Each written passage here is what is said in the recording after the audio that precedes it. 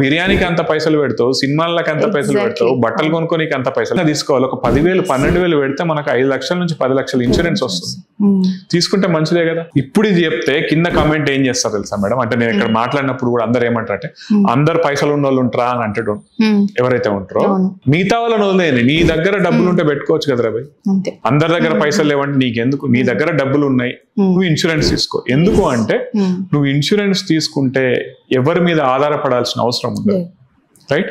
And అదొక భరోసా అంతే. నువ్వు ఫ్యూచర్ మీద ఇన్వెస్ట్ చేస్తున్నావు అనుకోవాలి కానీ 10,000 15,000 కూడా మళ్ళీ నేను ఎప్పుడు పక్కతో ఒకటే చెప్తా మేడం, ఏంటంటే నువ్వు సంవత్సరం మొత్తం తినే బిర్యానీ కౌంట్ చేసినావు అనుకో ఇంకెక్కువ, అంతకంటే ఎక్కువైతుంది కదా, 3 times ఎక్కువైతుంది కదా. నీ సినిమాలు ఈ మధ్యలో ఐఫోన్లు చూసారు కదా, ప్రతి ఒక్కరి చేతిలో ఐఫోన్ ఉంటది కదా.